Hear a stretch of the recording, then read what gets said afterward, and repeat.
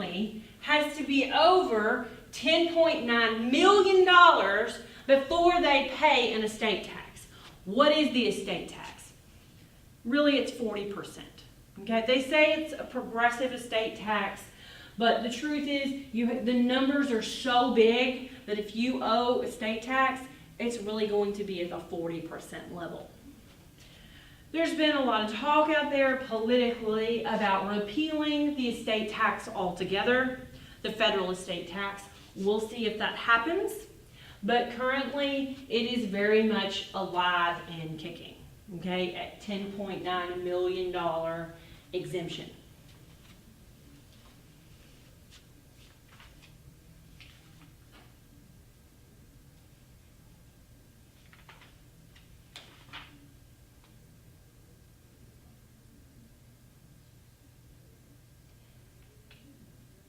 So if we look at example 8, which is a really simple example, and we assume that the taxpayer, if the taxpayer that had died, which is a single taxpayer, if they had a gross estate that was $5 million, would they pay an estate tax?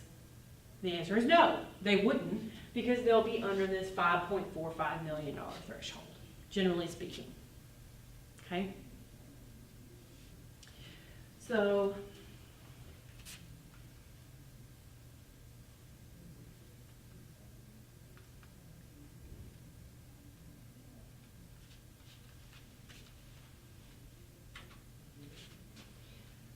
one question that I always have a student ask me, I assume I don't today because there are no students in here, is, okay, so if this is the case, let's say you have a lot of money. Why don't you just give away your property during life so that you won't have a huge estate after you die and trigger this tax? Well, the reason is because we also have a gift tax. And the gift tax and the estate tax work jointly.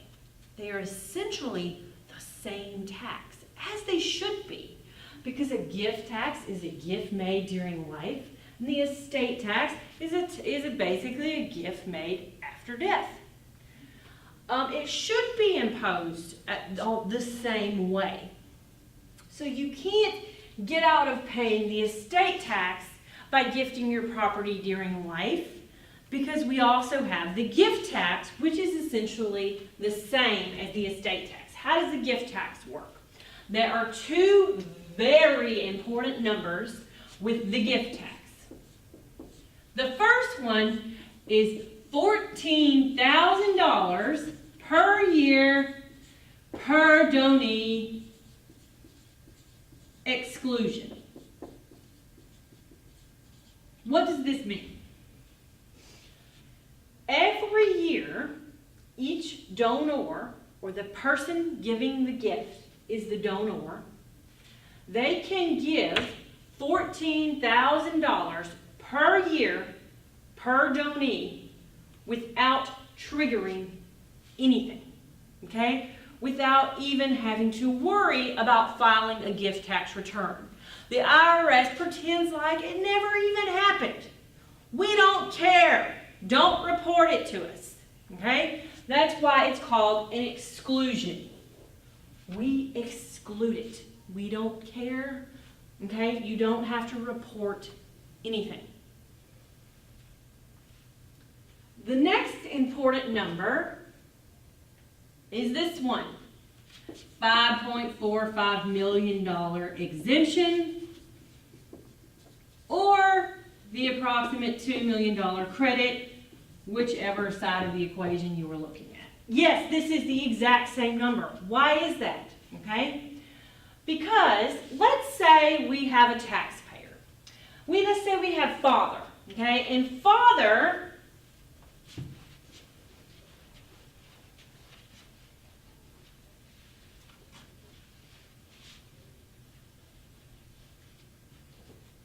and let's say that father gifts $250,000 $214,000 to his daughter. His daughter is not married. Okay? And the father has not previously used any of his exemption amount. How much gift taxes does the father actually pay? Okay? Well, we know he gets a $14,000 exclusion right off the top. So that leaves $200,000 to consider. But he also gets a $5.45 million exemption that he can use either in life or at death. It carries over. So, out of his $5.45 million exemption,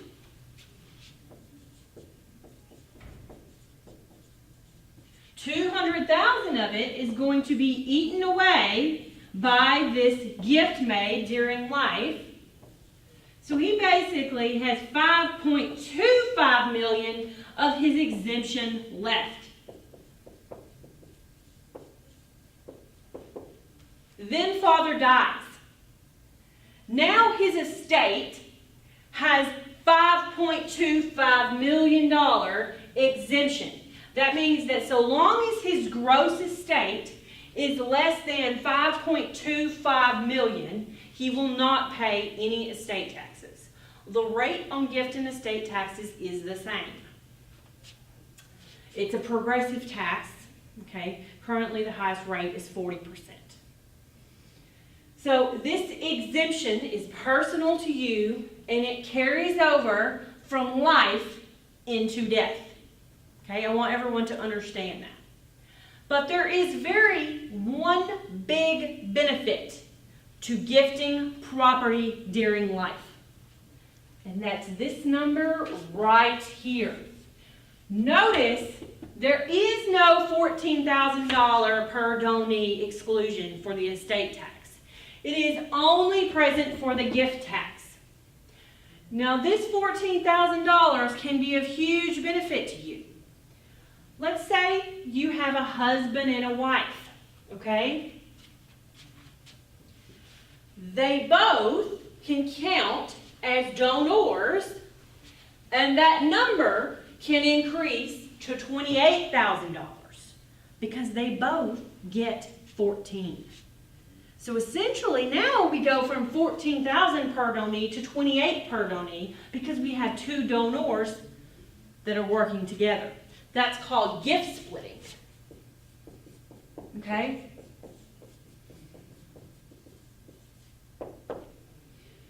If two married taxpayers choose gift splitting, it does have to be elected on a gift tax return. Okay, there's just a box you check that says you are choosing gift splitting. All that means is a gift is going to be made partially by one spouse and partially by another. And if you're trying to take advantage of this $14,000 exclusion, then you actually get $28,000 because there are two of you. Now let's take a look at a problem.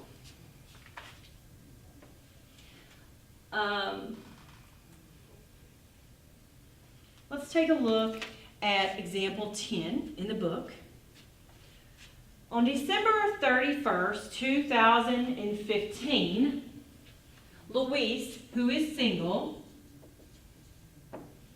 gives the amount of the exclusion to her 4 married children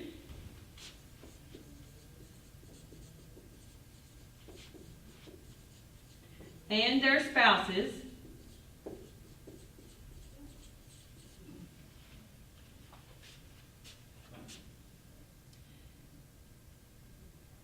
and to her 8 unmarried grandkids. So we want to know how much she can gift without using any of her $5.45 million exemption. Well, there are 4 kids plus 4 spouses, so that's 8. Plus there are 8 grandkids, so that's 8 more. So we have 16 times 14,000 okay? Which equals $224,000. So she can gift this year $224,000 to these people and not have to file a gift tax return or eat into her $5.45 million exemption. That's pretty powerful. And please know, she can do this again next year if she's still alive, or in the year after, so long as the law remains what it is. This resets every year. Now, what if Louise had been married? What if she was married to Fred? Now, how much can they gift without eating into their exemption amount? Now there are 2 donors. So we can multiply this times 2, which equals $448,000. And you don't even have to report it. Okay? So, it's a pretty powerful way to give money during life. Now, I think that's pretty much it on the gift taxes. Check the slide. Yes, we are good. Let's go to our big picture facts here. This is on slide 31. We have, remember, we have the neighbors, the Carters, who gave the Walkers an RV, okay? We don't know what the value of the RV is, but we know that there are 2 donors and 2 donees,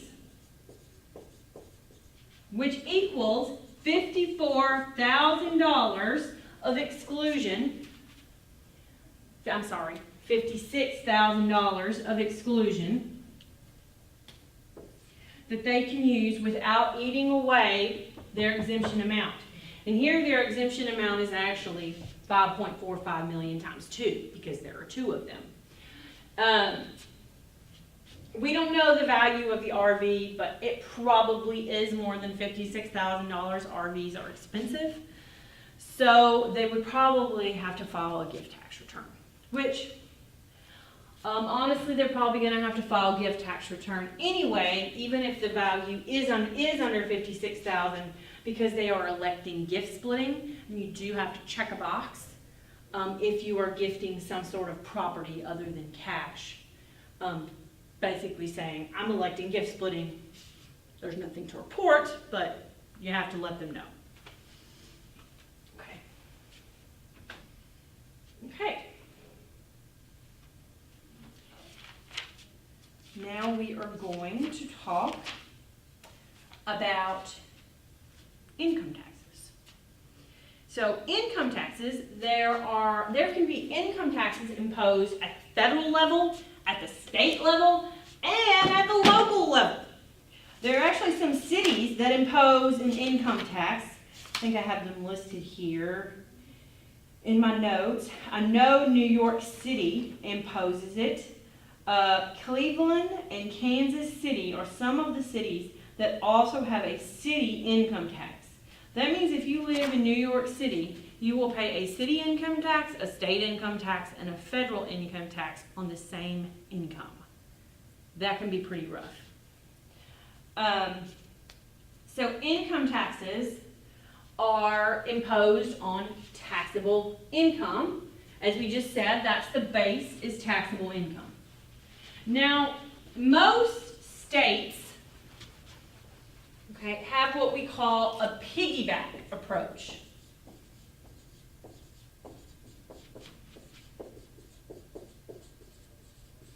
This means that they piggyback off the federal number, okay?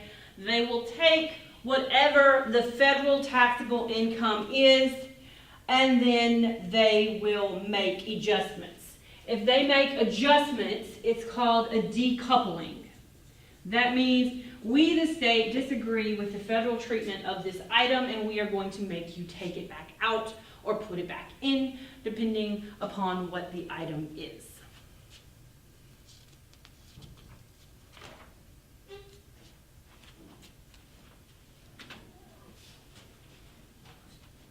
So let's look at slide 33, which is a very, very important slide. And we will keep going back to this slide all semester.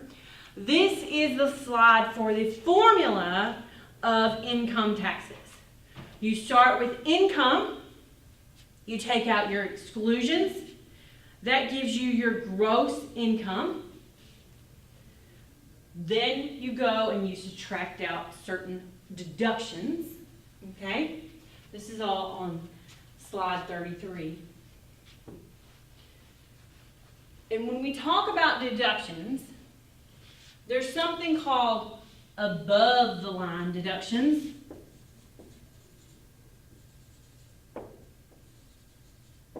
And then we have below the line. Okay? So this right here is your adjusted gross income.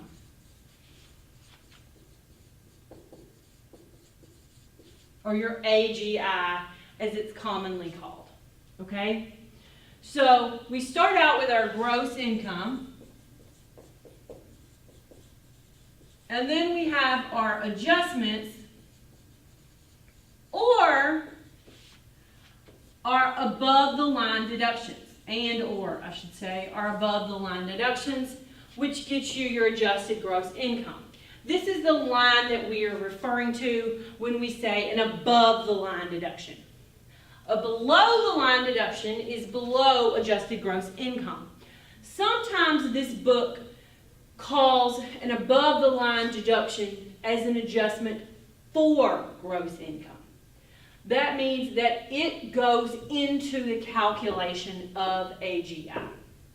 And a below the line deduction is a deduction from AGI because we take it out of AGI. Below the line deductions will either be your standard deduction or your itemized deduction, whichever one is higher. And we will talk about that later on in the semester. Okay? And then we subtract out your exemptions, which we will talk about in a couple chapters. Okay? And then that gets you your taxable income.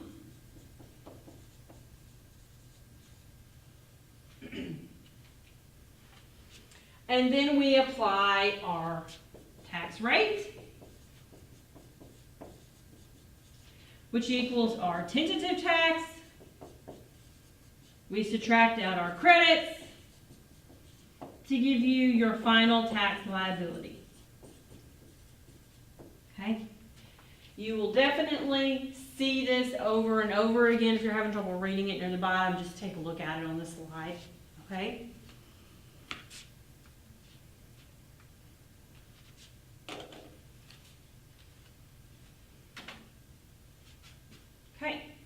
Corporate income tax, which I will mention very briefly. This is not a class on corporate income tax. The school does offer a class just on corporate income tax at the graduate level, but corporate income tax is much simpler than individual income tax. You don't have this concept of above or below the line deductions. You don't have exemptions. You really just have taxable income times your tax rate equals your tentative tax minus credits. Okay, so it is simpler to calculate. And like I said, with state income tax, most states have a state income tax. The ones that don't are Alaska, Florida, Nevada, South Dakota, Texas, Washington, and Wyoming. So those are the states that don't.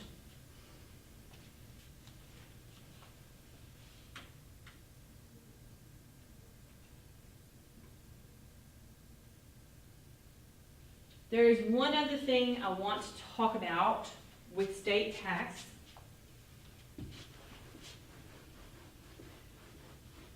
And this is called the jock tax.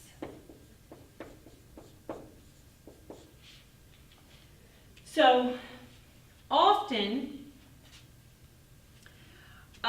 you will have somebody who goes and does work in another state.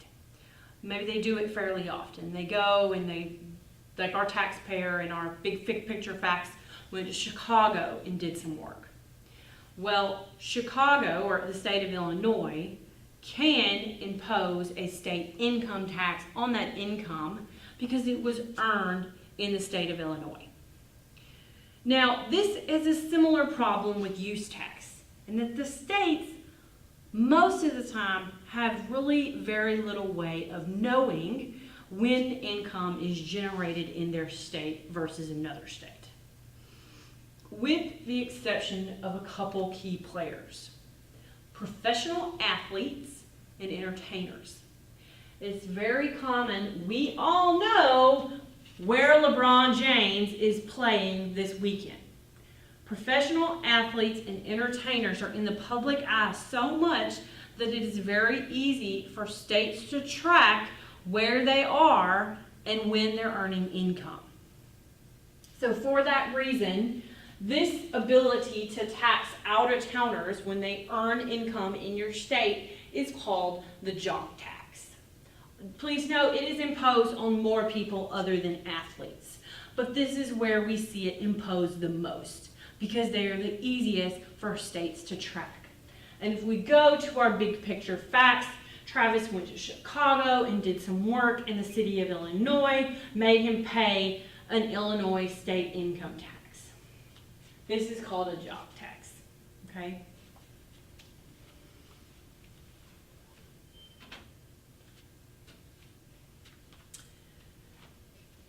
The last category of taxes I am going to sit on and we will discuss in the second installment of Chapter 1.